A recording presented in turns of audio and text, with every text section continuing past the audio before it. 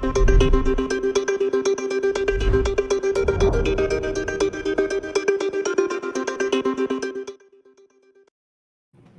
evening, I'm Beko Pin, and this is In the Running Rappler special coverage for national candidates in the 2022 elections. Just a few minutes ago, CNN Philippines held its presidential debate with Ernesto Abella, Norberto Gonzales, Diody de Guzman, Senator Ping Lacson, Faisal Mangondato, Jose Montemayor Jr., Manila Mayor Isko Moreno, Senator Manny Pacquiao, and Vice President Leni Robredo. Meanwhile, the debate-averse Ferdinand Marcos Jr., the son of the dictator and current survey frontrunner, did not attend the debate. Instead, he stormed Pangasinan. Let's make sense of what happened. Joining me in today's panel, please welcome Rappler's editorial consultant, John Neri, Rappler's head of regional bureaus, Inday Espina Varona, an economist and Rappler columnist, JC Punong Bayan. Also joining us are Rappler reporters Lian Buwan, who covers the Uniteam campaign and the Justice Beat, and Sofia Toma Cruz, who covers foreign affairs and the pandemic response. Campaign reporters will also be joining us later to chime in on the presidential candidates they cover. Okay, who stood out in the debate? May exchanges ba na to you are like the exchanges that are lingering in your minds until now after the debate wrapped up. John? The candidates with national level experience who had obviously done their homework stood out. Vice President Robredo and Senator Ping Lacson. I think also Labor leader Calyodi stood out, especially for that zinger he directed at another person who stood out, but for the wrong reasons. Dr. Jose Montemayor seemed to metamorphose right in front of our eyes, from a doctor to a lawyer to an economist to a know-it-all, a familiar figure in a family reunion. Um, so those the first three stood out for good reasons, and the last one not so good reasons. Inday? I think Vice President Robredo did stand out. I think there were two questions. She really made the most out of this. That question on where were you, that she turned into a platform immediately for the things that she did quickly at the height of at the first entry of COVID into this country, and then she continued that again when they were asked about what you're looking for or what who would you would want to be health secretary? I think that was the question, and she did that very well. So, but I think also Isko Moreno did very well, and he he answered rather well on when the question was about whether you would return excess campaign contributions. He didn't dodge the bullet there. Yeah. But it's also about reframing the question in a way that makes it easier for the candidate to answer na JC. Para sa akin, of course, ang nag-stand out si VP Leni, very consistent yung kanyang plataforma. We've heard much of what she said in the past debates and interviews. Pretty much consistent. Lacson as well, consistent. Pero I think isa nag-stand out, as John mentioned, si Jose Montemayor. He claimed to be an economist at one point. And many netizens actually fact-checked that and found that in his website, sinabi niyang PhD candidate siya ng UST. Pero from the answers that he gave, sorry to say, mali-mali yung appreciation niya sa iba't ibang economic issues. Maybe later we can talk more about that.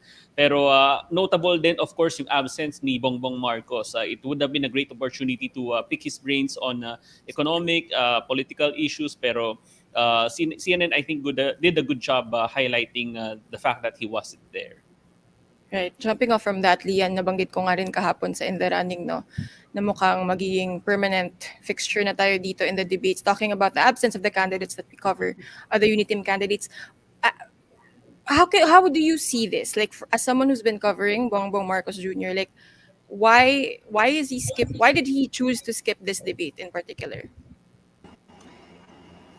Gagawin kasi siya talagang pulutan, and that's not necessarily wrong. The Unity would like to package it as, bakit naman namin isasalang isa naming kandidato na magbabatuhan lang sila ng putik and it would not benefit the electorate? That's a wrong framing of the discussion. Mudslinging, using their term, is not necessarily bad. Kasi sinishape na parang we are sizing up the candidates, and Ferdinand Bongbong Marcos Jr. has a lot to explain for, and many people would want to ask him a lot of questions, at hindi naman masama yon na maningil or batuhan siya ng mga mahihirap na tanong.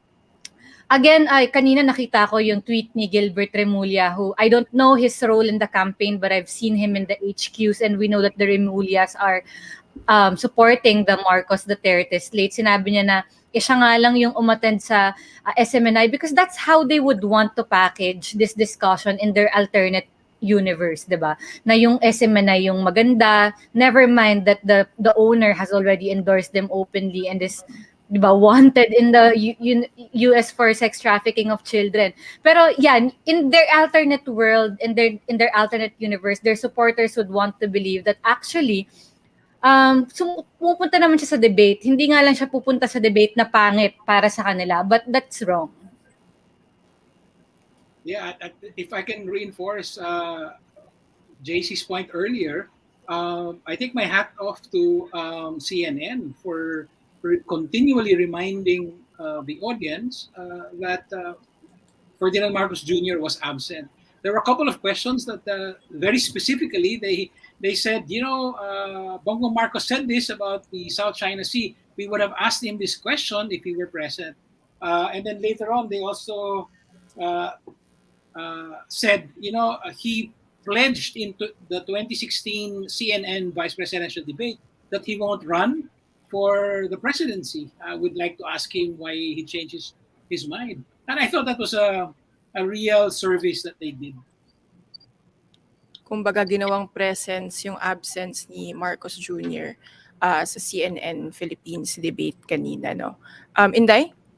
Siguro lang, we need to contextualize this continuous refusal of Ferdinand Marcos Jr. to open himself, his actions and his statements to scrutiny, no?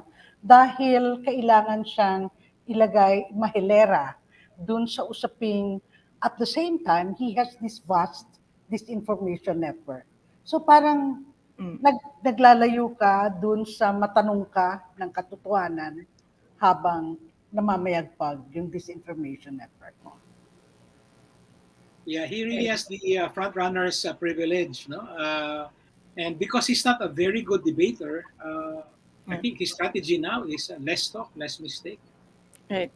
Just to add nga, I think, agree with John na it was a good move of CNN to highlight the fact na may mga tanong sana na inilaan para kay Marcos Jr. And I tweeted this earlier also. I think it's definitely the job of the media covering him. Hello, Lian. And the electorate and siguro pati yung mga rivals niya rin, no, for the presidency to highlight nga na dapat nandito ka, dapat sumasagot ka rin ng mga tanong na ito, kasama kami. Anyway, about talking about the questions, one of the questions that Marcos Jr. was not able to answer, obviously, yung one of the first questions, interesting yung framing ng CNN Philippines, di ba? Yung tanong hindi diretso tungkol sa pandemic response ng Duterte administration, but rather they started off by asking the candidates where they were when the first lockdown in Luzon was introduced. Sophia, let's start with you. Like, did any of the answers stand out for you?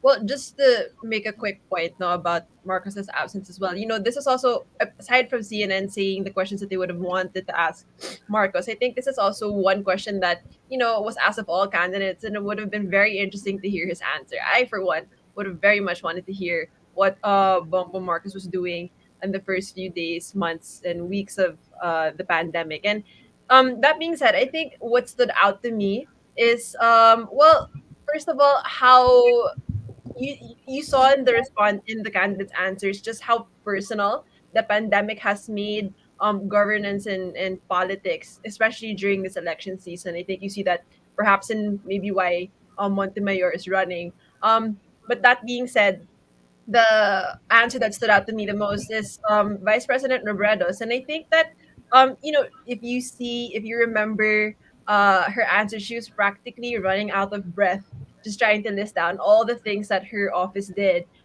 in the days, weeks, and months that followed the first ECQ. And maybe I think we could run that excerpt quickly. It would be good to watch.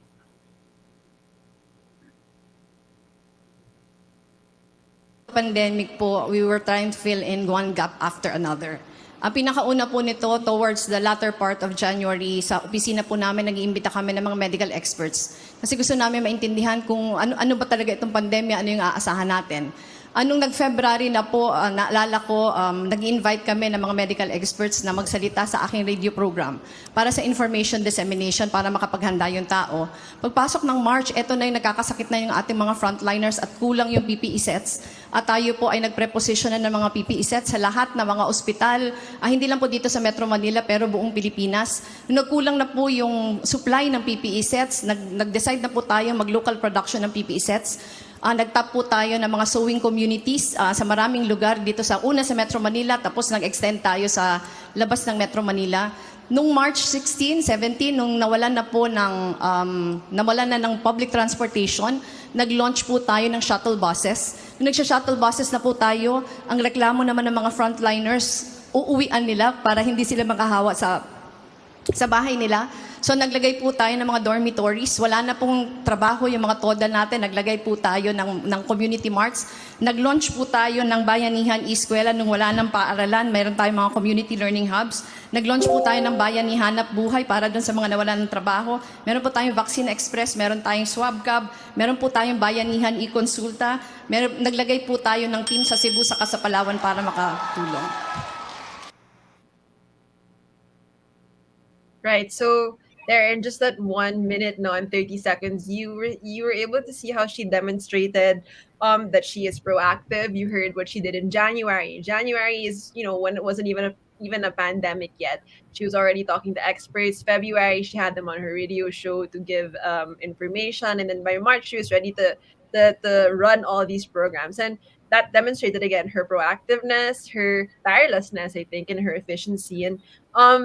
And this question is also just going back also to what Inday said. This question was something that she used to show that she's a person whose leadership instincts shine under an emergency. And I think also this is something that's hard to dispute. No, if you recall, even members of Congress come budget season have complimented her about her performance with her office, especially in the last few years under COVID-19. And I think this is also why health workers have solidly backed her.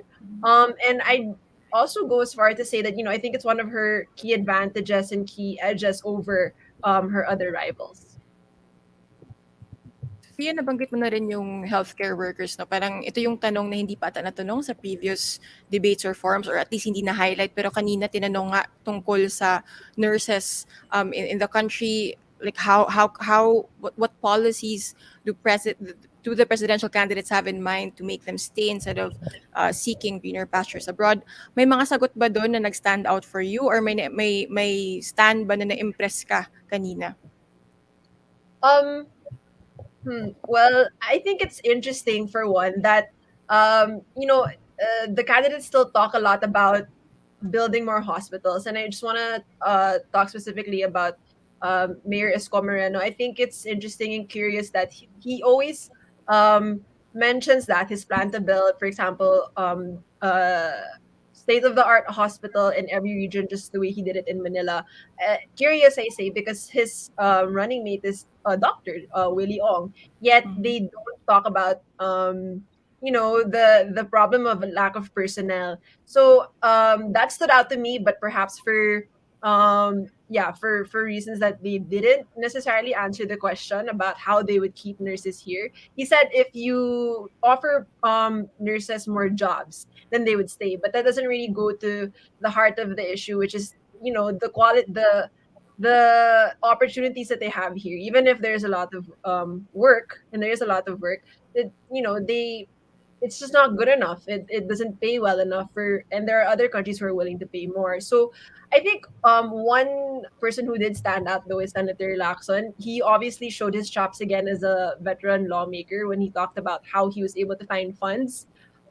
During one budget season, I think he mentioned 3 billion from the miscellaneous personal benefit funds to fund higher salaries for nurses. So I think it might be interesting to see how he handles that, or how he might find a way to ensure better pay for nurses if he, has the chance to craft the budget himself, as part of the executive. Sean?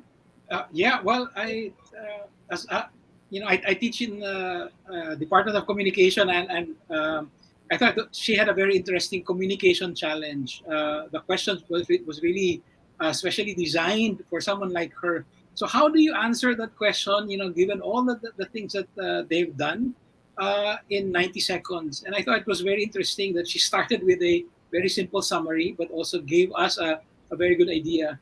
She said, sa simula pa lang, we were filling in the gaps.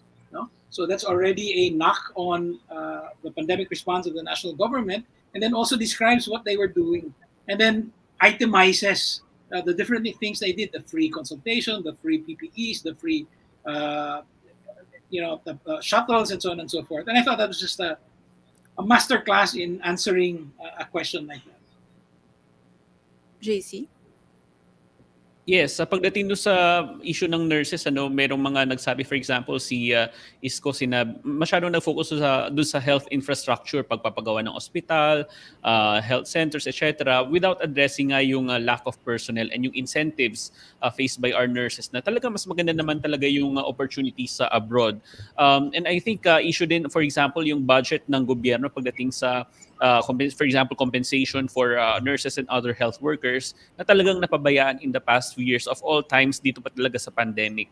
So I guess kailangan talagang ma-solve yun, and I think VP Lenny also did a good job presenting ano yung mga nagawa niya pagdating dun sa pandemic response, and I think that ties in closely dun sa point niya later on when asked about the importance of debates, na kapag leader ka, you have to show up and yung ganong klaseng track record really exemplifies kung ano yung ma-offer talaga ni VP Lenny when she becomes president later on. If you Just wanted to add something. Yeah. Yeah, just a quick point. I think when we're talking also about health workers and the pandemic, Montemayor mentioned something about sincerity. And, again, it didn't necessarily answer the question directly. I think he kind of answered it by saying he would allow nurses to leave. Um, the point about sincerity, I think, is something that is good to bring out, and that other candidates should also listen to, because that's exactly this is the sentiment that nurses talk about and mention time and time again. If you ask them about what their experiences are, what it's like to work in the field, especially now during the pandemic, they have been promised higher salary again and again. Even the government nurses even won a Supreme Court ruling that says that they should be paid higher. Yet, here we are talking about how to pay them, the salary that they are due.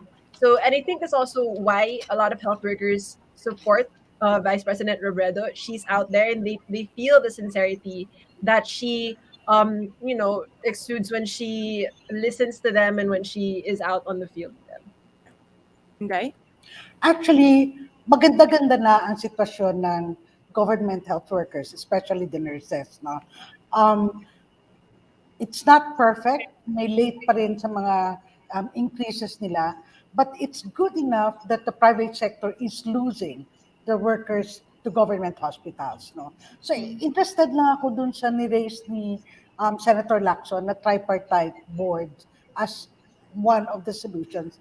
Kasi parang medyo malabo yan dahil tripartite board, they give the minimum wage in the different regions. But like in Bacolod, for example, you have nurses who earn $50,000 a month after 16 years of service.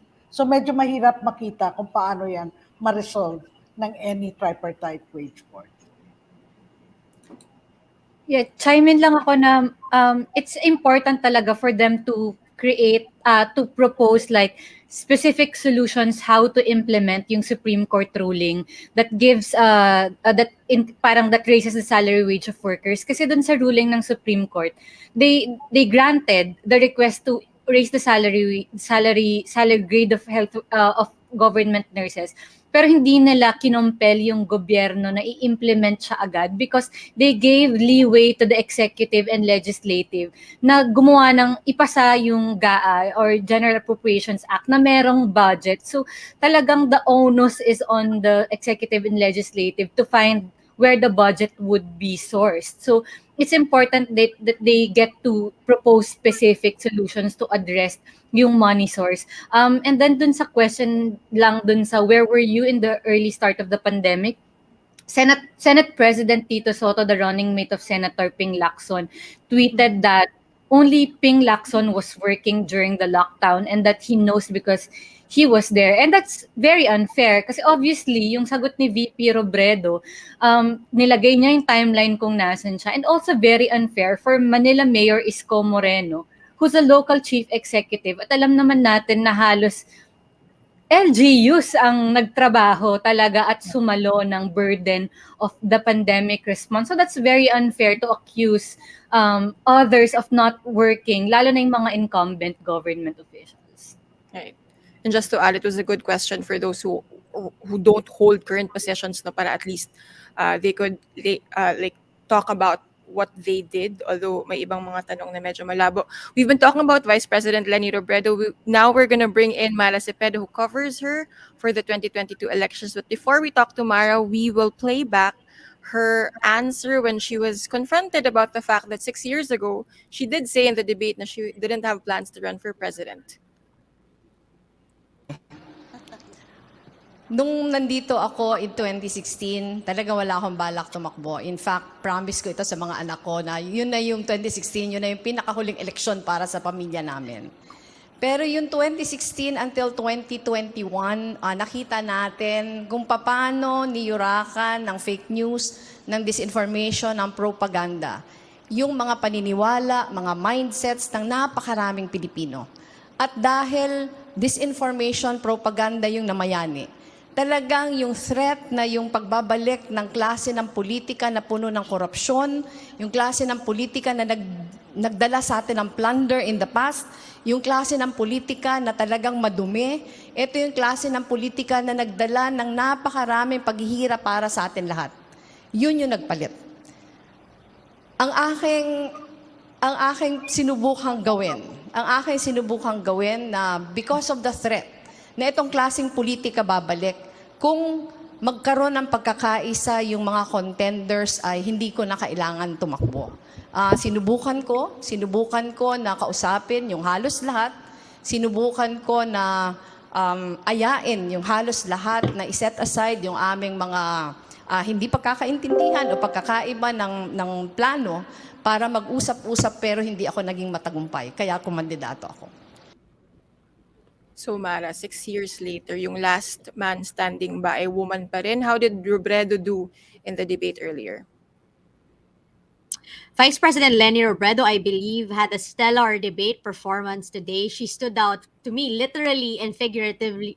Literally, una kasi siya yung natatanging babae on stage and she was wearing this dress, a very smart choice in terms of optics because she really looked presidential. I'm just gonna use that word because yung kanyang suit dress with the Philippine flag pin, that's really the Robredo team learning from the crisis of their own making from the KBP debates where, di ba, mahina yung signal niya, napag-usapan tuloy yung nawawala niyang internet signal and yung hindi magandang background, but now bawing-bawi yun. But more importantly, Leni Robredo was clear, concise, and comprehensive in her platform, and she's able to demonstrate during this debate that that platform, that plan, isn't just a mere promise. She has actually done that using the words by her own daughter, Trisha Robredo. Robredo today was the queen of receipts. You know, our panelists today already talked about yung sagot niya dun sa pandemic response plan niya. But, you know, this is also apparent even with her response to other issues. For example, when on the corruption question, she said talagang talagang ayaw namin sa corruption. Yun yung sabi ni VP Lenny. And she said na may resibo na siya noon at binalikan niya hindi lang yung time niya as as vice president but even her time as congresswoman na yung kanyang mga pet bills noon are all focused on putting up a system in the Philippine government that would push officials here to stay clean, to be corrupt free, including the full disclosure bill and the freedom of information bill. And naitatay up ito lagi ni VP Lenny sa mga sagot niya later on in the debate. For example, yung full disclosure policy, kung siya ay maging Pangulo, gagawin niya yung unang executive order niya because again, ina-tie up niya yun uli dun sa kanyang campaign tagline na gobyernong tapat, angat buhay lahat. At yung sinabi niya doon na yung kanyang promise, for example, na hindi kailangan maging hadlang yung kahirapan, halimbawa para makapag-aral, magkaroon ng quality education yung mga estudyante, mangyayari lang yun if the government can be trusted, if the government if she appoints people, if the president appoints people who are magaling at mahusay. I just had a question for Mara, no?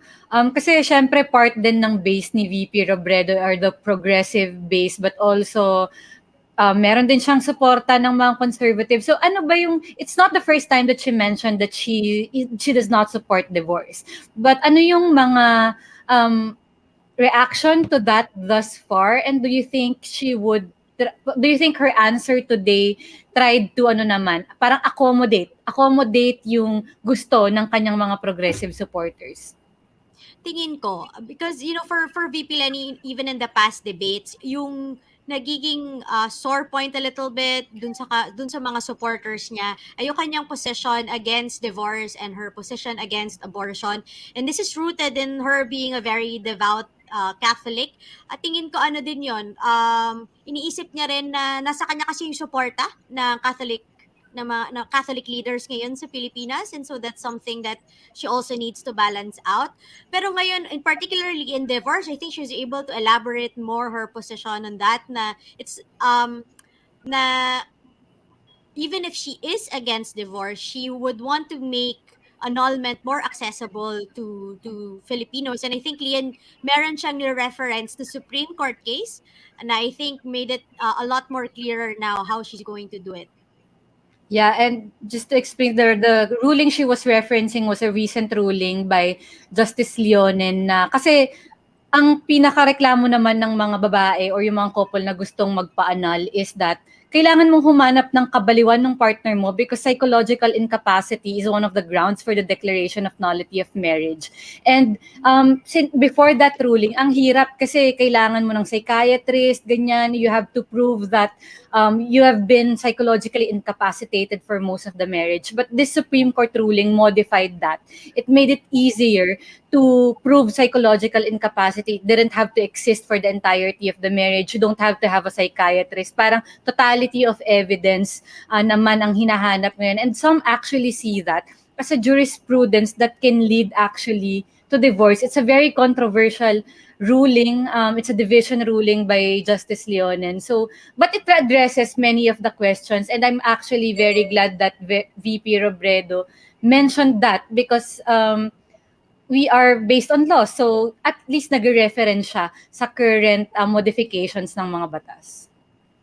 Bea, if I may, before we move on, I found this very interesting. There's at least one key politician who shares Mara's view that Vice President Robredo did very well in the debate. Cheese Escudero is, of course, a part of her slate. But also, infamously, has not yet fully endorsed her. But this was his tweet just an hour ago. All the candidates did very well, but Secretary Abella, Senator Lacson, VP Lenny stood out. Secretary Abella and Senator Lacson showed their vast experience. And VP Lenny was very presidentiable, full of substance, to the point, and humble yet confident. Kudos to all. I found that very interesting. I think that this is still not a full endorsement, but maybe Cheese is on his way there. Baka yan, soft launch. Para sa Wait, mga quick, Gen Z at- paratom lang pala, unbank ruling pala yun, hindi division. Yun lang. sa nagla-live tweet nito, pakilinaw dun sa sinabi niya. Oh, unbank yun. Mari, you wanted to say something? Alam mo, I want to note also as well yung napaka magandang soundbite na ginawa ni VP Lenny taking a jab at Marcos for not showing up. So, as a reporter covering VP Lenny for a long time, talagang gigil siya when it comes to Marcos. Um, and she's able to demonstrate today that she can criticize him without even mentioning his name because everybody knows he obviously that he wasn't there. At maganda yung sinabi niya na yung hindi pag-show up ngayon ni Marcos ay kawalan yun ng respeto sa mga botanteng hinihingaan ng mga kandidato ng boto. At talagang she really came out swinging. She pointed out that if you do not something like if you do not show up in the most difficult of times, hindi ka leader. And ano yun, sapul yun, sapul yun kay Marcos, and that really also indicates to us the kind of character that this guy probably has. Balik na tayo dun sa kapwa candidates, media, pati yung mga botante challenging all the presidential candidates, not just Marcos Jr., diba, to engage in these forums and debates. Thank you, Mara Cepeda. She covers Leni Robredo for Rappler in the 2022 elections. Nag-overtime na rin ata tayo tulad ng CNN Philippines debate. Pero quickly lang, yung isa sa mga pinag-usapan din kanina is foreign policy. Interesting din yung framing ng question ng CNN Philippines na imbes na tanungin outright kung ano yung stand nila. Parang premised on, ito yung stand mo, pero what if your plan does not work? Did any of the answers about their plan B for the West Philippine Sea surprise any of you or even impress you during the debate earlier? Well, Bea, just a quick point. No, I think some of the foreign policy questions were good in the sense that it pushed forward the discussion, for example, in the West Philippine Sea. Also, building on the responses that candidates mentioned in other debates. No, and that being said, I think again, VP Robredo stood out because, well, for one, it showed that she has done her homework and she very much knows what she's talking about, and so you saw that in how she had again details about what she would do if her plan to rally if her plan to rally a coalition of nations against what China is doing in the West Philippines doesn't work. She talked about modernizing some more our defense sector, and she also talked about the need, of course, to still get the help of other allies. And I think again in these questions, Senator Lacson also stood out because you saw how international he was in the question about Ukraine. He two questions about Ukraine, and he talked about in both. He talked about how let's not say that Ukraine is so far away that it doesn't matter what's happening there, and how it does have an effect on Filipinos when it comes to commodities like oil and other items and goods. And I think also this is where Mayor Isko Moreno stood out in the sense that he was quite parochial. He talked about he was one of the 2 or 3, if I'm not mistaken, candidates who raised their hands and saying that he would stay neutral on the issue for now, because he was saying why, like for now, because why will I talk about something when what we have to tackle first is the pandemic and how it has affected Filipinos. But to me that signals what then will you do when you have to juggle more than one big problem during your presidency. And the presidency, of course, is all about making all these hard calls and all these decisions on various challenges and issues. And I think that the foreign policy questions were interesting and good to talk about as well, because especially after the complicated legacy, of course, that Duterte has left over the last 6 years. Thanks, Sophia. Isa pang tanong kanina, no, yung about corruption, kung ano yung ahensya na i-audit. Tama ba yung memory ko of the question? Ano kaya ang iniisip ng mga taga Bureau of Customs ngayon? Anyone who wants to talk about that segment in the debate earlier? I think survey after survey, BOC. I mean, through the years, BOC namamayagpag yan sa mga surveys eh. But definitely under Duterte, importante yung na-mention ng BOC because ang performance ng Bureau of Customs under Duterte goes into the heart of its anti-drug policy. Biro mo, ang dami-dami na namamatay. Pero doon pala sa BOC, nawawala ang kalaki-laki ng halaga ng droga dahil dito sa magnetic lifters. And actually, none, very few at all ang napunish. Twice yan, na lumusot ang droga at parang si Duterte wala lang. So it's very, very important also to remind people na even sometimes the strongest law and order people in the world may actually make it more easier for the corrupt and the criminals to run this country. I think hindi naman siguro nagulat ang mga taga BOC na sila ang target, and they had it coming. And actually BOC is one of the agencies identified by the mega task force on corruption led by the DOJ as being graft prone. Other agencies identified were DPWH, LRA, and PhilHealth. I just wanted to hear sana about how, kasi ang tanong ay tungkol sa corruption, and parang si VP Robredo yung nagsabi ng hindi sapat na mabait yung public official, dapat may magandang sistema para ma-weed out ang corruption. Others had a more personal attack on this, yung parang to lead by example. I was actually looking for an answer that would address siguro yung current discussion sa Office of the Ombudsman. Laging natatanong yung Ombudsman kung bakit ang konti ng fina-file nilang cases ngayon, why the policy of not restricting public access to SALN, bakit less criminal yung trato sa mga offenses, and even yung effective prosecution. Again, sa customs, we haven't seen a conviction for that magnetic filters and yung pagpasok, yung smuggling of drugs. Pati even the DOJ, parang hindi nila mahanap yung mga ibang Chinese and Taiwanese na nasangkot, yung mga Pilipino yung nakakulong sa ngayon nasangkot dun sa smuggling sa customs. So, kaya nga nang sinabi ko kahapon, a lot of corrupt acts that happen because of impunity, and hindi ma-address ang impunity kung walang magandang prosecutorial and justice system that could punish those who are who corrupt the coffers of the government. So I was looking for something more of the reforms, or something actually that would bring up kung okay ba sa kanila yung ganitong ruta ng Office of the Ombudsman, or if they become president, how will they deal with the current ombudsman? Kasi hindi mapapalitan si Ombudsman Samuel Martires because he has 7 years. So they need to work together.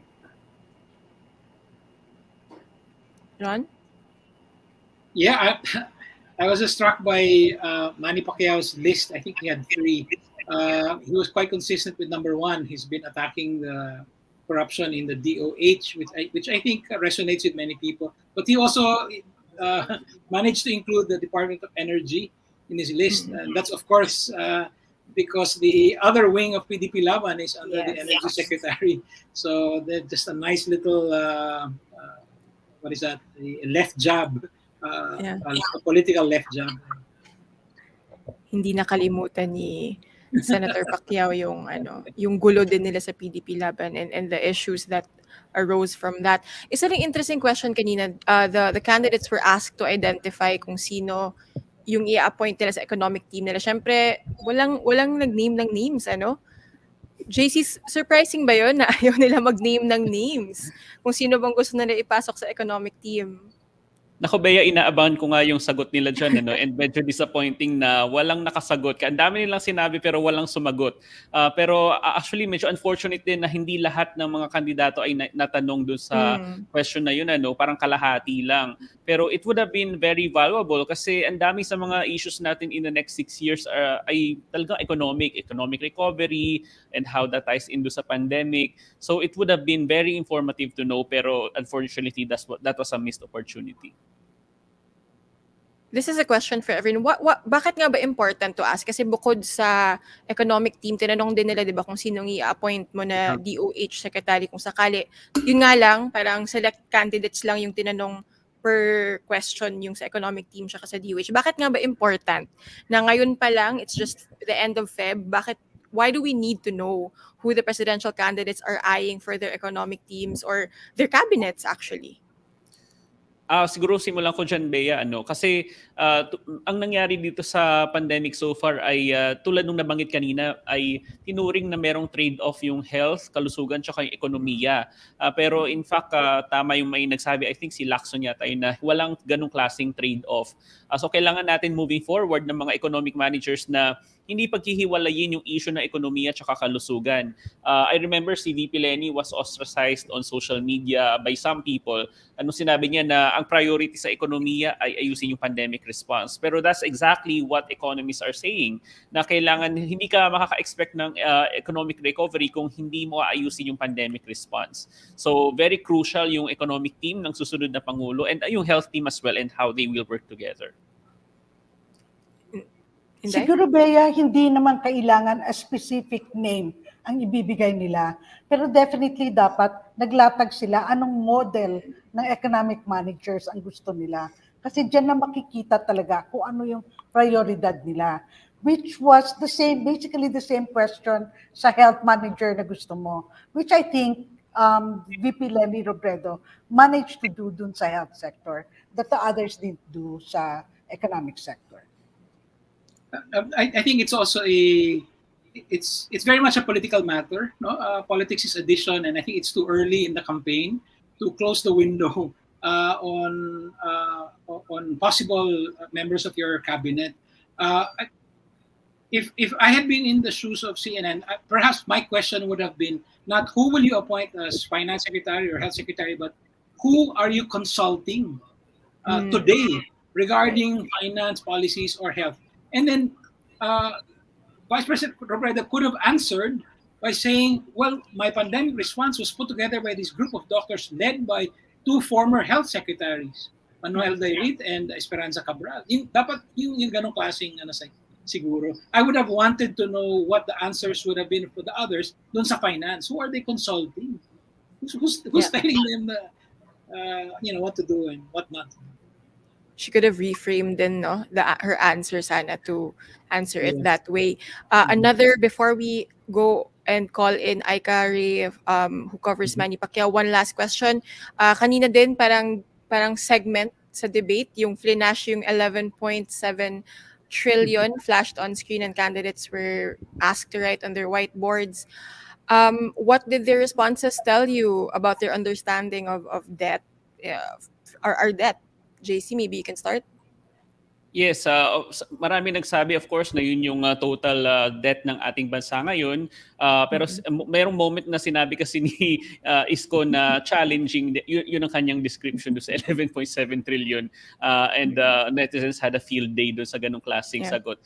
Pero I think may ganong klaseng parang direct opposite yung sinabi, for example, ni VP Lenny Robredo na sinabi niya na debt is not bad per se. Samantalang yung si Montemayor, sinabi niya walang mabuting utang. At as I said, he claimed to be an economist at one point, pero maling-mali yung ganong klaseng pananaw pagdating sa debt. Okay lang na umutang as long as maganda yung pagkakagastusan mo at very transparent.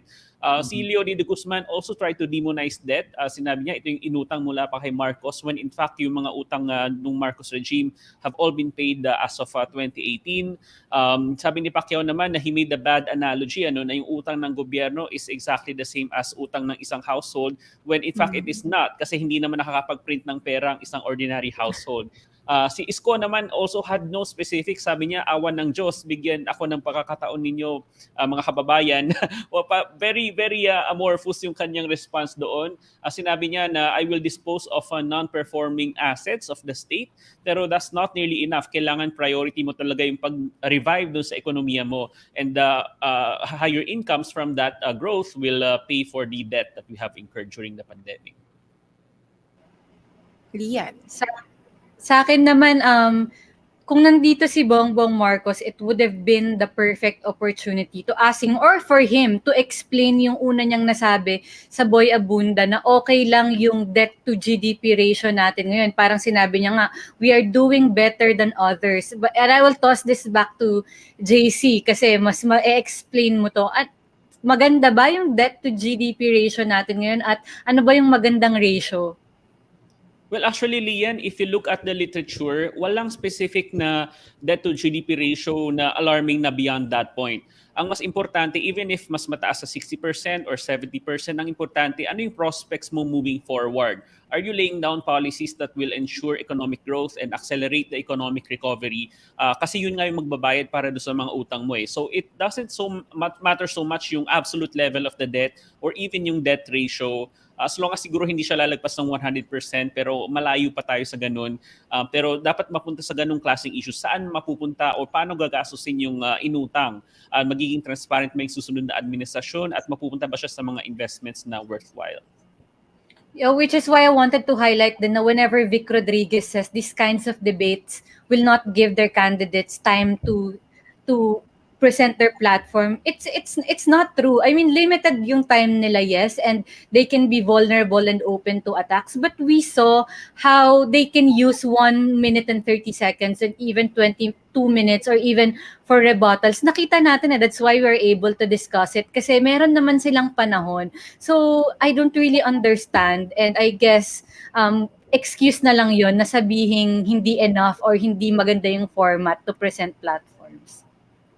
Tsaka may Twitter naman or Facebook para i-expound kung sakaling bitin talaga yung given na time sa isang debate or forum, di ba? Anyway, at this point, we'll be bringing in Aika Ray. She covers Senator Manny Pacquiao. But before we ask Aika the first question, we will play back yung sagot ni Senator Pacquiao when he was asked about civil unions to protect the rights of LGBTQ plus Filipinos. Future of civil union under your administration that is meant to protect the legal rights of LGBTQ plus Filipinos. Senator Manny Pacquiao, we'll start with you. Ang stand ko dyan ay hindi natin sila kumbaga hindi natin sila ina-underestimate o mataas ang respeto natin sa kanila, pero pag yung sinasabi nating magsasama sa lalaki, hindi tutol po ako dyan. At kailangan maging pantay tayo, pare-pareho tayo dito sa bansa natin na walang pinapaboran, anumang klase ng tao. Pero yung sinasabi natin na pagdating sa same-sex marriage ay against po ako dyan. Hindi po ako pabor dyan. In fact, nag-announce po ako niyan noon pa at kaya ko inuulit ko lang po ngayon. At yung mga LGBTQ+, saludo ako sa kanila, masisipag yan sila magtrabaho at hindi lamang po siguro sa ibang aspeto pagdating po sa kanilang personal buhay, para personal na pagdidesisyon hindi po natin sila mapipigil, hindi po na sila mapipilit. Ang atin lang po ay paalala at hindi po natin sang-ayunan kung ano po yung paniniwala natin. Kasi mahirap naman yung pipilitin mo yung sarili para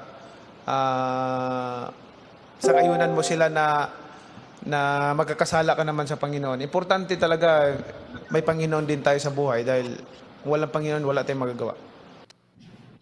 Medyo ramdam natin na yung struggle din ni Senator Pacquiao in answering that question. Kasi, sa campaign ba, like, how has he been handling, I mean, clear naman yung stand niya ever since hanggang ngayon, di ba? Pero how has he been handling this question na kanina seemingly parang, hindi naman siya nagdadalawang isip, pero parang nahihirapan siya paano i-explain? Tama ba yung reading ko rin? Yes, actually kung titingnan natin yung performance ni Senator Manny Pacquiao, no, in previous debates, hindi talaga siya, walang nagbago sa kanyang pananaw, except that in 2016, di ba, sinabi niya kasi yung talagang tagline na mas masahol pa sa hayop. And paulit-ulit yung bumabalik sa kanya, lalo na ngayong kampanya niya na pagka-presidente. But simula nung natanong yan, itong campaign, hindi siya nagbago. Parang ganun pa rin naman talaga yung stance niya. Nag-tone down lang kahit papano na ngayon, he's basically saying na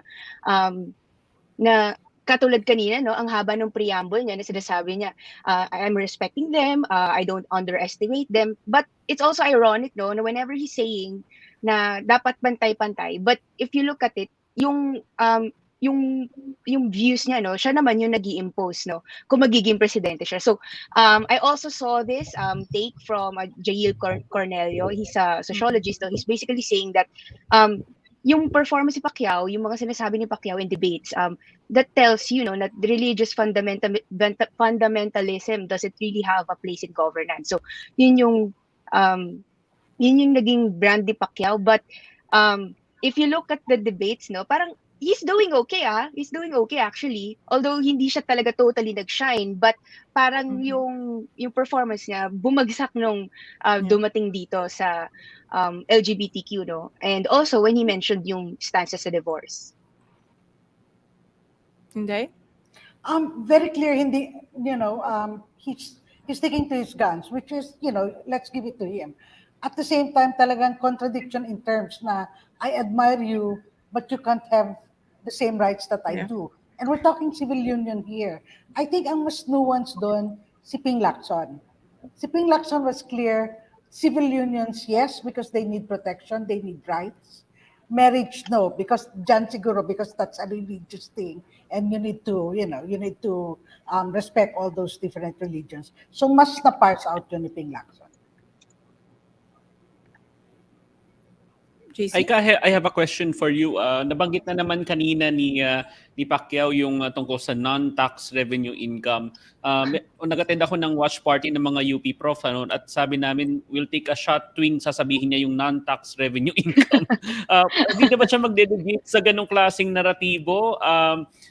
Sino kaya yung economic advisors niya at bakit yun na lang parati ang bukang bibig niya when it comes to the economy? Kasi si Senator Pacquiao, kung mapapansin mo, no, sa plataforma niya, he actually wants to reduce taxes. So it follows na he's going to push for non-tax revenues, no, strengthening that. And buti nga na natanong mo sino ba yung mga nag-advise sa kanya on the economy. And before, 'di ba, during the debates, tinanong si Senator Manny Pacquiao, sino yung magiging part ng cabinet niya, no, sa economic team. And actually, kahit hindi niya ito sinagot during the debate, he mentioned na before na yung campaign manager niya, si Buddy Zamora, who is part of the board of PT&T telco firm, and actually a mining magnate, 'di ba? So yun yung magiging magli-lead ng kanyang economic team. So aside from Buddy Zamora, si Mimo Osmeña also, na currently from the chairman, yun daw yung magiging part ng economic team niya. So kita mo naman na parang ito yung mga nag-advise sa kanya. Mostly, meron din siyang mga binanggit na gusto niya maging part ng cabinet niya, if ever, ng mga businessman essentially. So may kita mo talaga na kahit na he's promising for more populist programs, like say for example, increasing the salaries, but may kita mo naman yung mga backers niya coming from businesses also. So yun. Yeah, I thought that if you were to isolate everyone, no, and just look at Manny Pacquiao and Isko Moreno, I actually thought that Manny did better than Isko. Both, I think, can be accurately described as following populist tendencies. But Manny's answers are more generic. Maybe, problems are understood at a rather high or general level. But on the other hand, Isko, I think we talked about this in passing earlier on foreign policy, but on foreign policy as well as on other issues, Isko was just playing safe. I mean, you can actually visualize the fence he was sitting on. So I think that's and between the two of them, I think it became clearer when Manny Pacquiao had a hard time answering this LGBT question. That it became clear that his other answers were more forceful, parang were more whether rehearsed or really straight from the heart, than Isko's play safe answers. Siguro if I can add lang, no, ang napansin ko kay Senator Manny Pacquiao kumpara sa mga previous debates, yung pag-answer niya ngayon is he's actually gleaning on his experiences, no? Parang, tsaka yung sinabi niya na, di ba, nung nag-congressman siya, nilapitan siya nila Napoles, tapos kung yung ginawa niya nung lockdown, well, experience naman talaga yung tanong doon, no? Pero talaga sinabi niya na nagtumulong siya sa mga frontliners para makita yung sincerity niya. And yung, actually, nagulat ako na nung tungkol sa, tinanong siya kung yung gagawin niya sa transportation, he mentioned his experience as the Senate Public Works Committee chairman, no? So parang yung naging strategy niya in a way is actually sinasabi na meron akong experience, no? I think ito yung sagot niya dun sa mga nagsasabi sa kanya na wala siyang experience, no? Kaya bakit siya tatakbo? So there. I Na can parang agree hindi with- lang... Go ahead, go ahead. Go ahead, Bea. Sorry. No, I was just gonna say na hindi lang good heart meron siya kasi parang yun yung pinipaint ng non-supporters who are kind of sympathetic pa rin towards him. Go ahead, John. Yeah, I was astonished when he said that he donated a total of 2 billion pesos, as pandemic donations. And I mean, okay, so what is that? That's about $4 million. I mean, he can well afford that, but that's a large amount of money. Kung may oras ako, gusto kong i-research talaga eh. Totoo ba yan? I mean, remember Aika when we did you were at his proclamation rally in Jensen, and we talked about he was giving money to people. I think there were 2,000 people, and he gave 1,000 pesos each, so that's 2 million pesos. But I wanted to know, is that part of the pandemic response of Manny Pacquiao, the giving of money to what actually amounted to campaign sorties or pre-election campaign sorties? What does that mean? I was just really staggered. 2 billion pesos in donations. That's a large amount of money. So I wonder what you think, Aika. Yung pamimigay ni Senator Manny Pacquiao ng pera nung bago mag-sortie, syempre sinasabi niya na parang ayuda niya yun sa mga tao kasi nga pandemya. In some cases, nagbigay din siya ng malaking money. I think mga 100,000 din ata or 200,000 pesos sa isang family na naapektuhan nung landslide, no, sa may Cordillera region. So, ganun nila pinapackage yung pamimigay nila ng pera nung bago mag-election. Bago mag-campaign. Although, syempre, nung nakita naman natin sa survey numbers, parang hindi rin naman siya ganun nag-translate. So, yeah. Ay, naalala ko lang nung tinanong kita, hindi ko alam kung sa In the Running in our campaign convos, kung may estimate ba tayo kung magkano na ang nagastos ni Senator Pacquiao. Ito pala, volunteer niya kanina. Yung information na yun. Salamat, Aika Ray. Aika covers Senator Manny Pacquiao in the 2022 elections. Next, we have Jairo Boliedo. He covers Leody de Guzman. Hello, Jairo. Bago yung first question sa'yo, manggagawa naman yung battle cry ng supporters ni Calyodi. Let's revisit this exchange with Montemayor stemming from a discussion on why they're running. Si Marcos, nandito pala. Ay, na wala nang pinuri kundi mga kapitalista at wala nang kinagalitan kundi ang mga manggagawa. Kaya dinudurog ang hanay ng mga manggagawa, sinisiraan ang mga manggagawa at pinupuri yung mga kapitalista. Ay gusto kong sabihin na sa panahon ng COVID, 2021, 28 to 94% ang itinaas ng net worth ng mga kapitalista. Sa panahong nangyayari ang kagutuman ng ating mga mamayan. Ay mas sobra-sobra na ang kayamanan ng mga kapitalista tapos lalaitin mo pa yung mga manggagawang siyang bumubuhay sa ating lipunan. Akala ko wala dito si Marcos, nandito pala. Galing. Bago, Jairo, how did Calyodi do? Siguro parang ano na yung clip na yun, parang preview na yun kung how Calyodi did during this debate. Alam mo, I was not really surprised that he did very well talaga. Kasi stellar talaga. If I'm going to grade his debate performance, that would be really stellar performance. This is based on my observation covering him for the past months. This is his best performance so far on forums, on debates, and on interviews. Alam mo, dito yung time na nakita ko yung Calyodi na nakikita ko sa street. Kasi I also covered him back in 2019 when he ran for the Senate. Gumawa kami ng mini documentary about him, and on the course of following him for the 2022 national elections, iba si Calyodi kasi on ground. Kasi siya, even before nung campaign rally, for example, nagkaroon siya ng parang maikling speech in front of ABS-CBN. Tapos nakita ko doon yung fire sa kanya, yung 38 years of experience niya as a labor leader, as a labor organizer, yung charm, yung brave heart, yung courage niya to, basically advance his platforms, his agenda. At ngayon ko lang siya nakita. I mean, I'm being objective. This is the first time I saw him. Sabi ko nga, it only took a weird set of questions to um, gisingin yung kanya natutulog na pagiging labor organizer. Kasi yun talaga yung hinahanap ng iba eh. Some supporters or some critics said na parang missed opportunity for Calyodi yung SMNI debate. Same with KBP. But this time, binawi niya lahat yun. And yun yung inaabangan sa kanya ng tao ng SMNI, and now, ginawa niya yun. Yung in-expect sa kanya talaga. Tsaka parang for me, ang important din nun for someone to challenge yung prevailing na kawawa naman yung mga employers, kapano naman yung mga business owner. Parang it was a good thing for that to be challenged on such a huge platform. I think Lian was supposed to say something, but she dropped out for now. Anyone want to add to Calyodi's performance during this debate? I think the clip that was shown, he actually began with that line, which the same line that he ended on. No? So ang galing din again as a communications teacher, I'm struck by that. Ang ganda ng pagka-package niya. But I also want to point out that Calyodi was the first candidate to say something indirectly about Marcos's absence. No, again, it's important.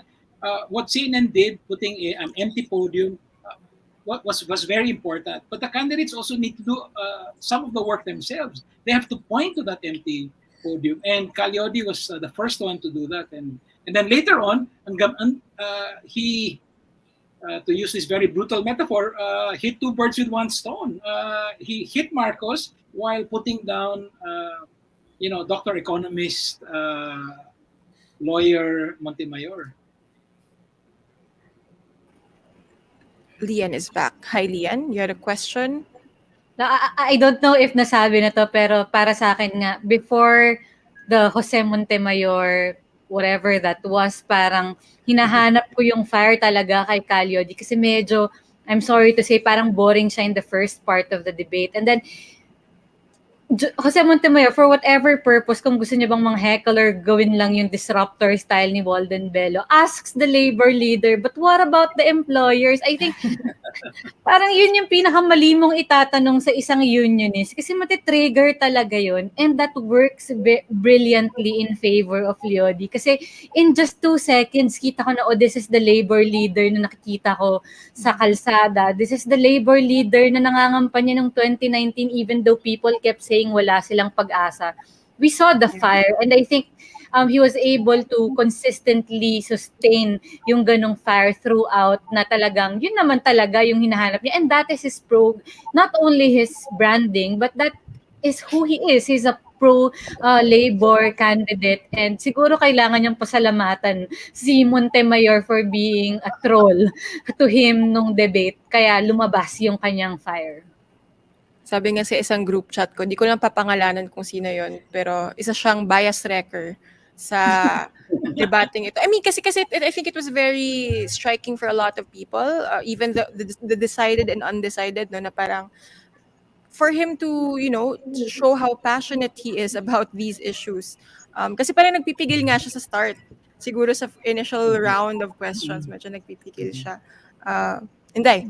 Bea, dudugtong ko lang ang sabi nga ni Lian, baka na-inspire si Mr. Montemayor, Dr. Montemayor, ni Walden Bello, pero ang problema lang, he couldn't even get his facts right. Ano yung Bill Gates na yung niya kay Isko? And I really wish, sana na-fact check ka right there and then ng CNN talaga. I mean, that was terrible. Dahil sinabi niya pa, it's all over the papers. Sus me. I mean, nakakatakot siya, sa totoo lang. Tsaka medyo, I found it bothersome when he was trying to, kasi di ba ang style niya ay, ako lang yung magaling, lahat kayo hindi magaling. So when VP Robredo listed everything he did in the pandemic, sinabi niya, kayo gamit lang, kami buhay yung binigay namin. And that's really bothersome. Bakit mo naman i-compare doctors to other leaders and other responders na hindi nagsisave ng lives? Because supplies also save lives. So, sobrang bizarre to say the least. Medyo wala sa hulog si Sir kanina, JC, go ahead. Yes, I just wanted to ask Jairo din just bringing back yung sa SMNI kasi a lot of people were expecting Leody din to attack somehow Bongbong Marcos was there. Pero many were disappointed na parang hindi siya nag-engage as much. Ngayong CNN debate, I think nag-engage siya. Pero back then hindi. Bakit kaya? Ba't parang medyo uneven yung ganong klaseng attitude niya toward Marcos or hindi ganun consistent? Alam mo, his campaign team kasi wanted to project na parang he's beyond being a labor leader, being an activist, na parang meron din siyang laman at meron din talaga siyang plano for the Philippines.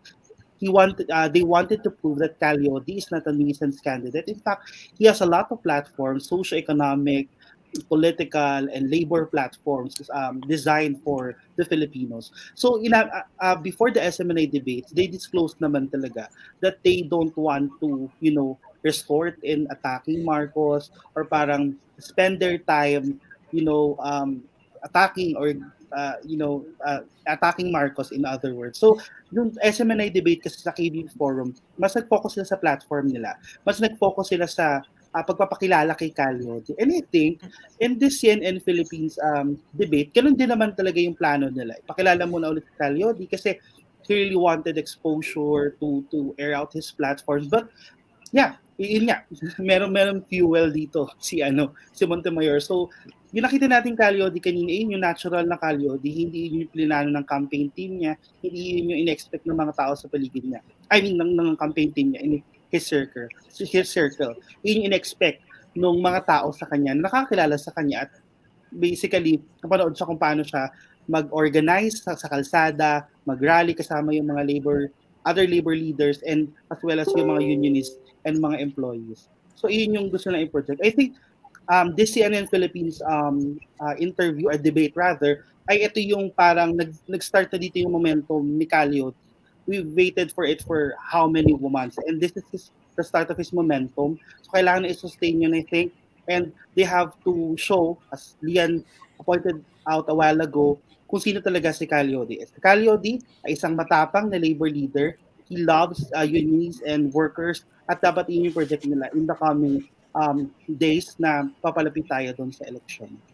Before we go to John, go ahead, John. Go ahead. Yeah, I was just going to also say that it was also partly a question of the debate or forum format. SMNI was designed to protect Marcos, so the exchanges were with the panelists, which that's not necessarily wrong, but it protects rivals from attacking Marcos. Here, the format really allowed you to rebut. In fact, it's the mere allusion, mere mention of your name gives you the right to rebut.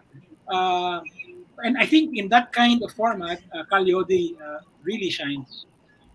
Yeah, just to add before Lian adds something about his presidential candidate, Calyodi kasi gigil na gigil talaga yan, nagtitimpi lang siya. And Sir John was right. I think it's also the type, yung forum kasi yung KBB and then the SMNI, Sir John pointed out, it was made to protect Marcos. But nevertheless, ito kasi talaga, ito yung accumulation to ng months, days na yung gigil ni Calyodi and ni Professor Walden on Marcos. Kasi ito naman talaga yung primary na goal nila, yung labanan yung Marcos Duterte axis of evil. At kanina, kahit hindi diretsahan, talagang talaga siya.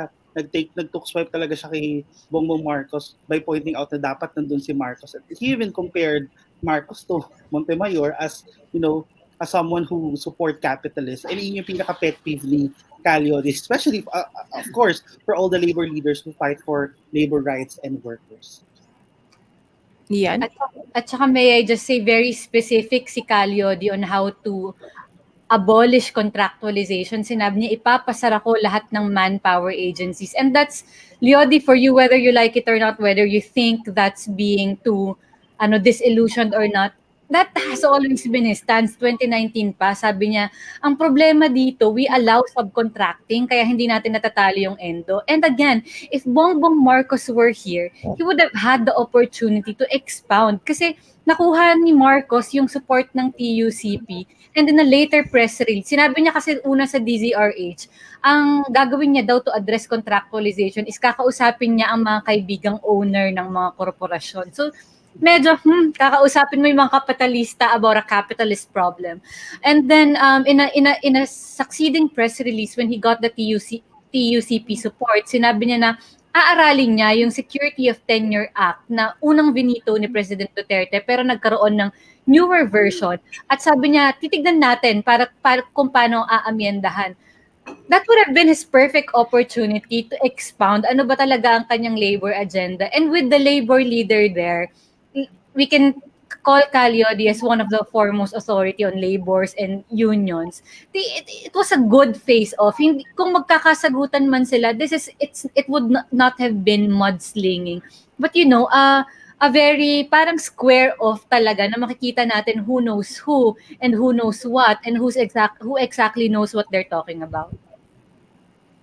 Alam mo, And just before we go to add- Jairo, idagdag ko Yeah. lang for context kung bakit hindi namin masingil si Marcos Jr. or si Sara Duterte sa mga fine details of their plans, no. We're rarely granted chance interviews, even if we do cover them physically during their sorties. And so far, yung speeches kasi nila sa sorties, stump speech. They don't really use the speeches to expound on previous pronouncements or kung mga stand ba nila or plano nila so far. At wala pa nga silang malinaw na plataforma hanggang ngayon.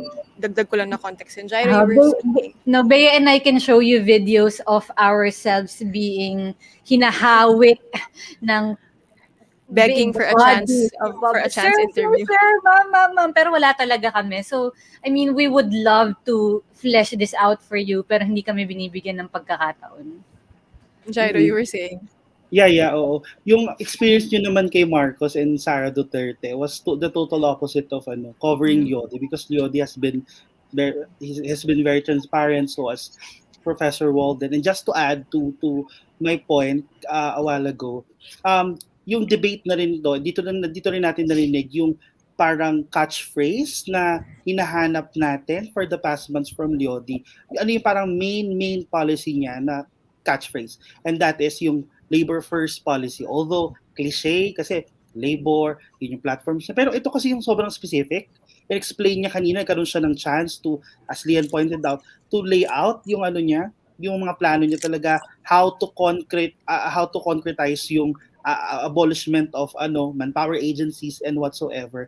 And mahalaga din to for the next months kasi ito yung magdidikta kung alpas pa ba si Calyodi doon sa doon sa mga surveys at yung gaganda pa ba yung numbers. But I think this is really a good start for Calyodi.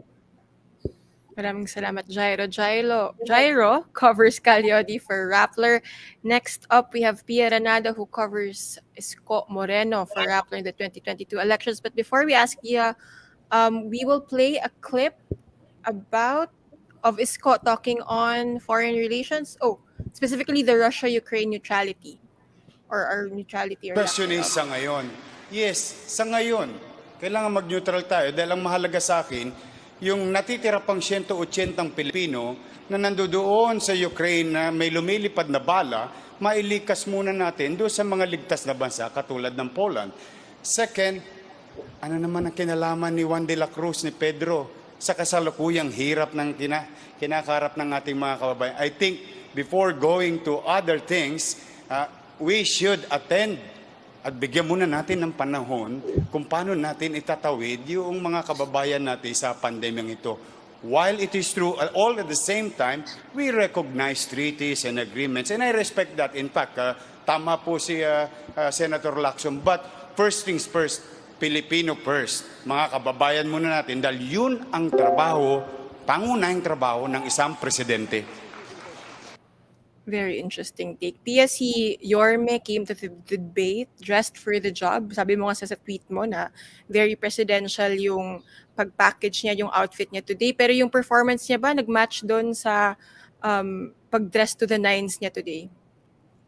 I would say bitin and underwhelming for me personally yung kanyang performance. I think that he wanted to play it safe. It was very obvious that he kept to the same messaging, yung buhay at kabuhayan, I get things done. We've heard that in past interviews, past debates.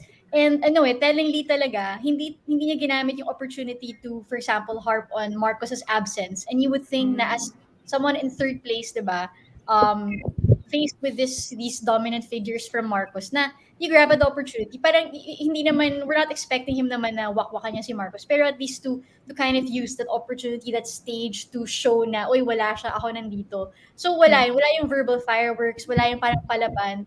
It seemed that he wanted to just stick to his messaging and not cause any, eyebrow raising during the debate. And I guess on some level strategic yon kasi you don't want to harm where you are. Like you just want to, coast along, go not like impede on your campaign. But at the same time, if you're someone with a third place ranking, diba, there's also a point where you want to convert voters, and sometimes statements with a punch can do that. So, diba, let's see if mag-work tong play it safe strategy niya. Right. I was gonna ask, is this part of so in the heads of the campaign strategist of the Moreno campaign, like is this how they court the undecided perhaps, or yung mga like on the fence ba kung sino pipiliin nila by basically also being on the fence when it comes to interacting with other candidates as well?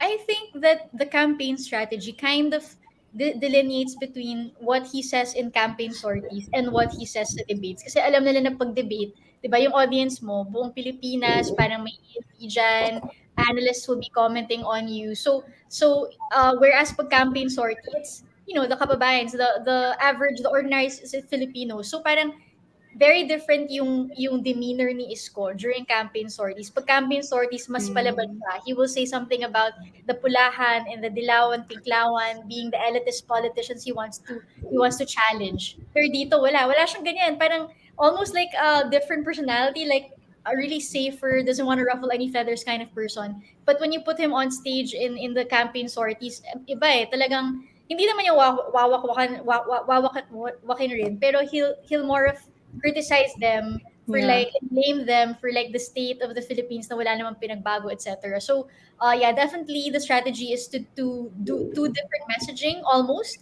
parallel to each other, complementing each other. Hindi naman ninegate ng debate performance yung campaign sorties niya. So parang safe sa doon, but at the same time, he kind of looks underwhelming and kind of forgettable on the debate stage.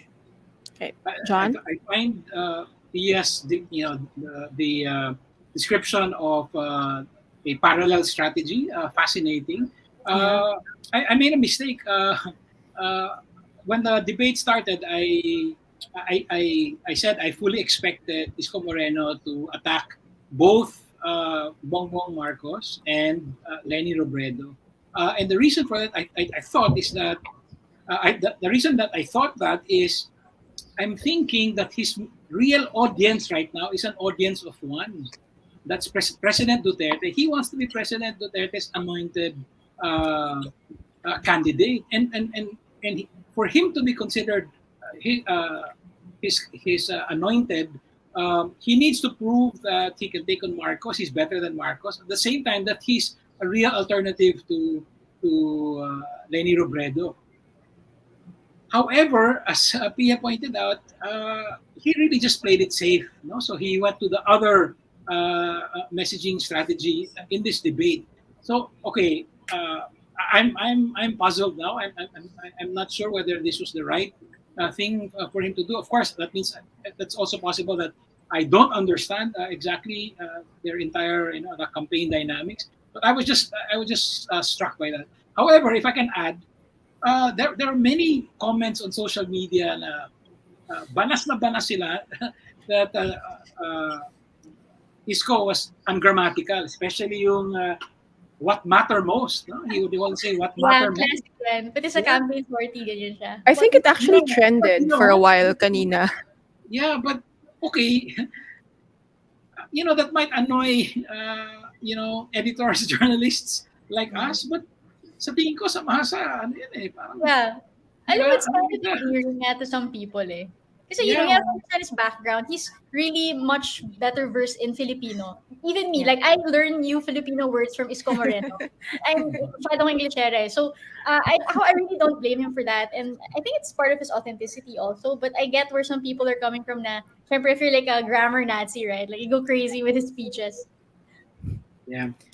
Ang ganda pala, Pia, bawat election, na-expose kasi isang bagong language. Noong 2016, medyo Oh. nababad ka sa Bisaya kahit papano. Tapos ngayon, Pero sa kay Tondo Duterte, Tagalog. To be more specific, Tondo Tagalog yung nabababad ka ngayon. Pero yung new words ko kay Duterte, mostly Bisaya, cuss words. Kay Isko naman, at least medyo like malalim na I can actually use in like decent conversations. Yun lang. Sana pala tuturuan kita ng Bisaya after this.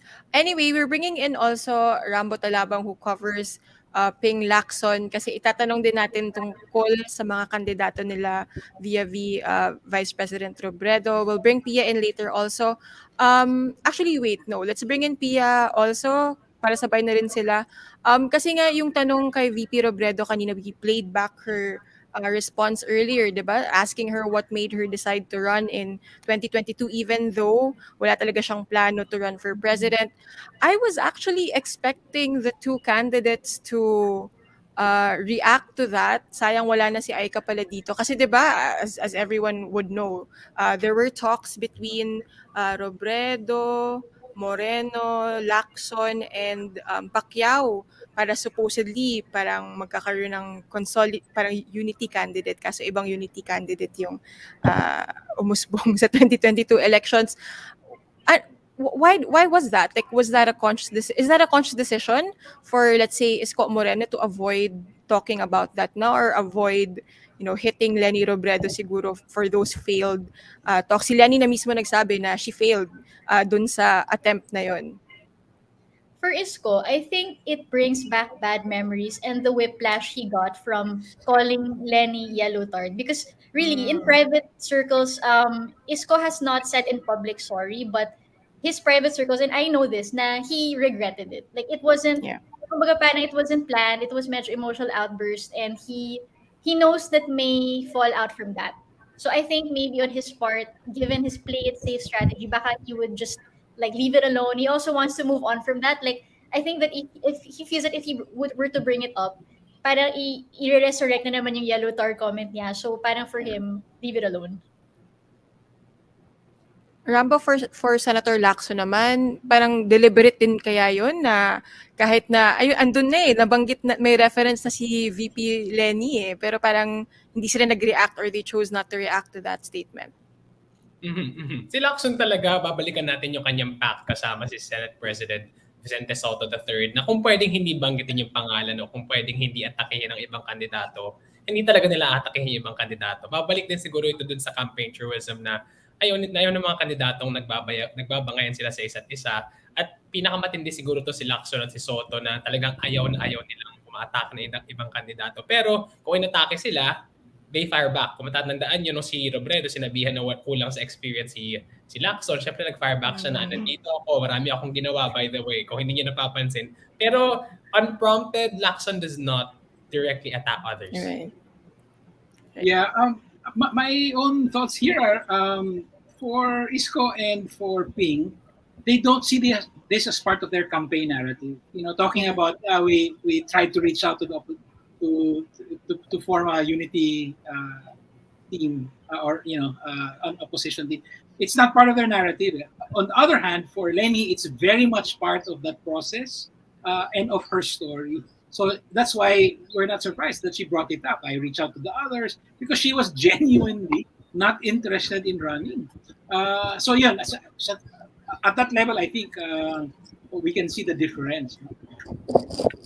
Just to add in for context, just yesterday, diba, during the vice presidential debate, parang isang napukpok kay Senator Soto yung parang siningil siya na parang hindi ka naman talaga opposition or parang enabler ka ni President Duterte just a few years back. So baka factor din yun, Rambo, na parang iniiwasan din nila yun kasi baka i-bring up din yun tungkol kay Senator Lacson, diba, na parang supportive ka kay President Duterte dati Parang, would that be a factor, you think? I don't think for Lacson it's a big factor kasi si Lacson mas magaling siyang sumagot sa mga ganyang biglaan at saka we have to consider the current context of this debate. Walang kasing tindi ni Walden Bello tonight. Kaya feeling ko hindi na rin talaga si Lacson. Again, he will not act unprompted. Hindi i-escalate yung situation kung hindi. Kasi tapos na tong issue sa kanya, itong unity talks. Marami na siyang sinabi tungkol dyan At nung nag-share siya sa atin tungkol dito sa experience na Actually, yung si Lenny Robredo gusto sana tumakbo kasama si Soto na ako iiwan. It's a painful experience for him. Maraming beses namin itong tinatong sa kanya, ilang press conference bago niya kinuwento yung nangyari dyan sa Field Unity Talks kuno. At sa tingin ko, sa kanya, ayaw na lang talaga niyang tandaan kasi hindi magandang karanasan. Pia, you wanted to add something?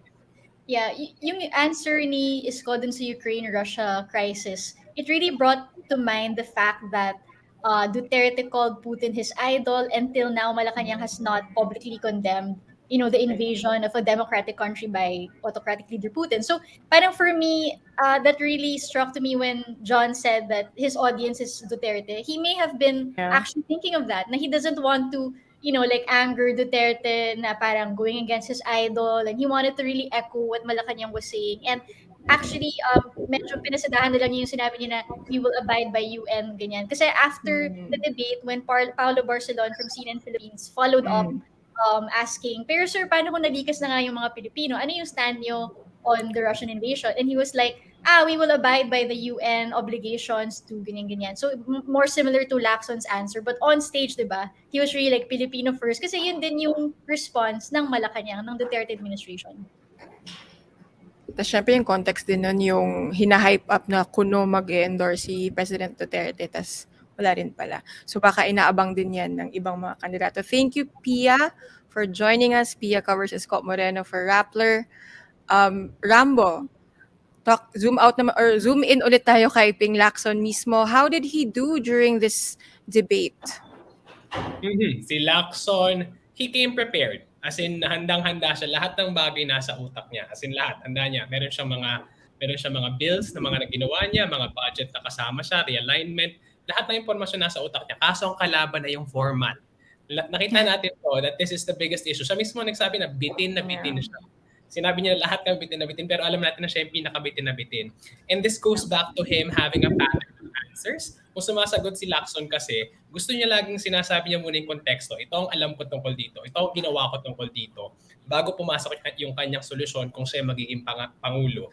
Ang problema, dun, nasa 1 minute and 15 second mark na tayo, wala pa siyang sagot. Sinasabi pa rin niya, nagawa ko, by the way, ito lahat ng aking ginawa. Maganda naman ito, sineset up niya yung kanyang experience, di ba? Kaya, na-project naman yung sarili niya na meron siyang experience. Pero, hinahanap din talaga, critical yung other half of his answer. Anong gagawin mo kung magiging pangulo? Kaya maraming eksena tayo nakita dito sa debate na to na si Lacson nagsasalita, tapos nung nag-10 second mark na, di ba, nagdiding-ding, tapos bigla siya mag-throw hands. Nag-throw hands siya na parang, ayoko na, parang ganon. At maraming beses to nangyari. Pero, to be fair to him, meron siya mga sagot talaga dito. Kaya nakapagsulat naman tayong story dyan sa kung saan siya nagkulang. Basahin ng ating mga viewers siguro ngayon sa ating website. But meron siyang plataforma, ang kalaban niya ngayon talaga ay yung format. Kung ikukumpara natin to dun sa KBP, kung saan meron siyang PowerPoint presentation, dire-diretso siya magsalita, uninterrupted. Magaling siya dun. Yun yung kanyang best debate for performance, I think. But this time, magaling pa rin siya. Marami nagsasabi na he's one of the top performers tonight. But medyo na tapilok lang doon sa Dell. Well, he has a few more days to prepare for the first COMELEC sponsor debate kasi parang mahirap ata na mag-a-adjust yung format sa kakayahan sa kung saan siya mas komportable, no? So parang si Senator Lacson ata yung kailangan mag-adjust sa constraints of a televised debate. Thank you, Rambo, for joining us and for being on standby for so long. Kasi ikaw yung last but not the least dito sa In the Running. I'd also like to thank our panelists. But wait, before we end pala, any last thoughts about the debate? Issues that we want future debates to tackle perhaps?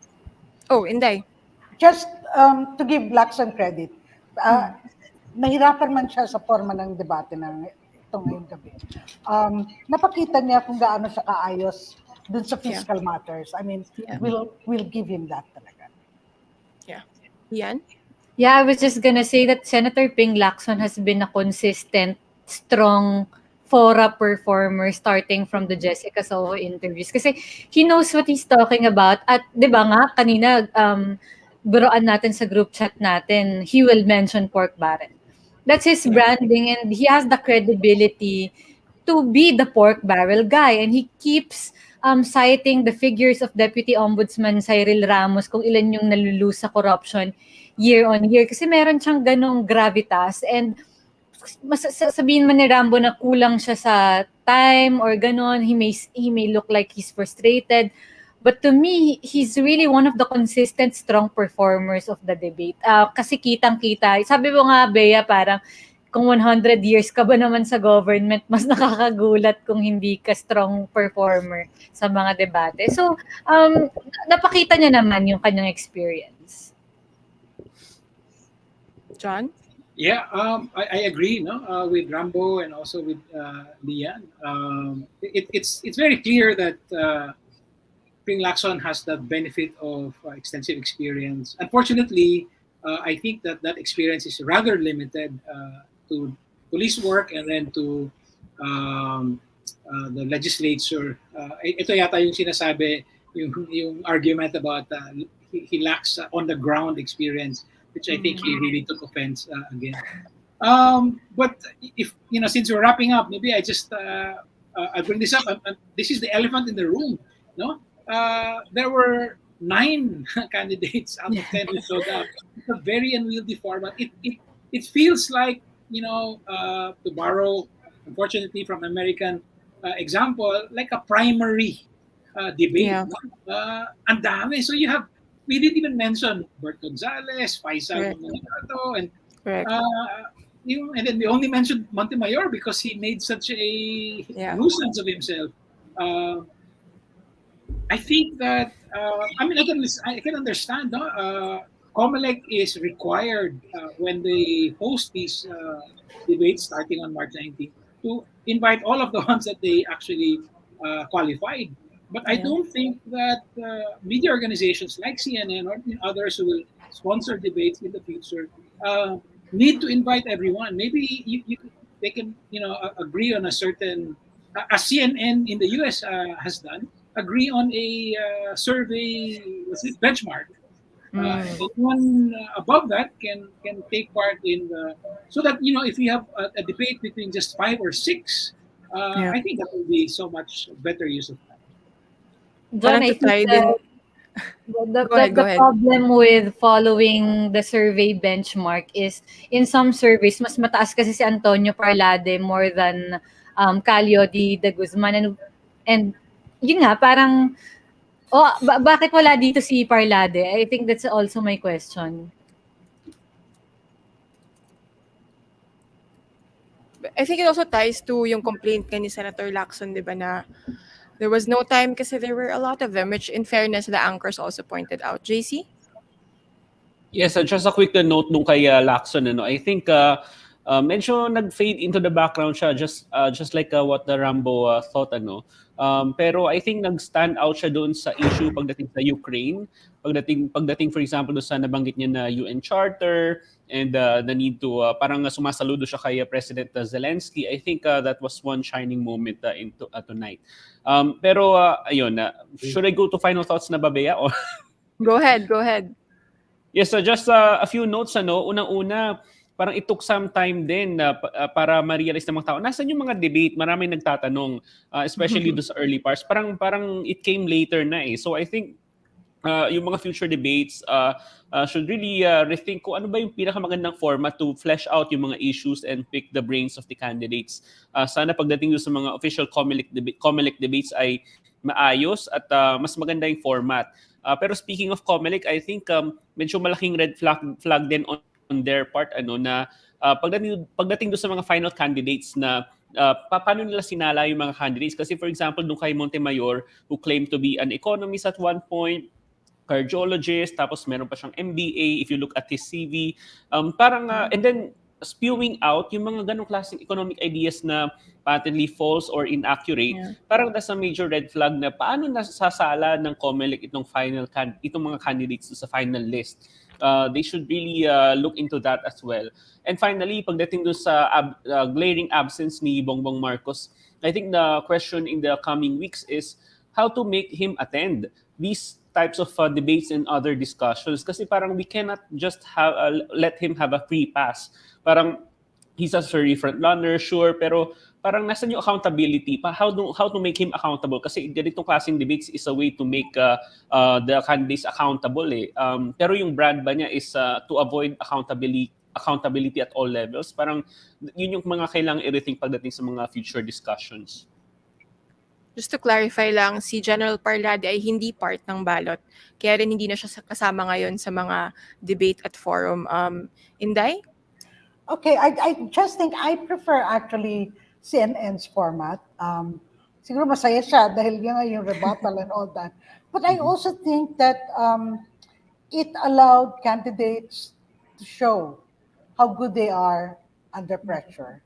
And if we're talking about under pressure, we can see that there is one candidate who can't seem to stand the pressure because he stays away and away and away.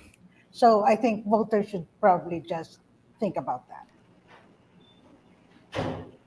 We'll see if that said candidate steps up in the coming debates, although pronouncements have hinted at the answer is no. Thank you to the panelists for this quite a long discussion. Dahil marami nga namang nangyari kanina, CNN nga nag-overtime kayo. Salamat din sa mga hindi bumitaw at nanonood pa rin hanggang ngayon sa In the Running. Again, I'd like to thank our panelists, John Neri, Inday Verona, JC Punong Bayan, and reporters Lian Buwan, Sofia Toma Cruz, as well as our campaign reporters for joining us tonight. This brings to a close this special episode of In the Running, a panel discussion on the presidential debates organized by CNN Philippines. Tune in to Rappler's special coverage of the 2022 elections. I am Bea Copin, and thank you for watching. Good night.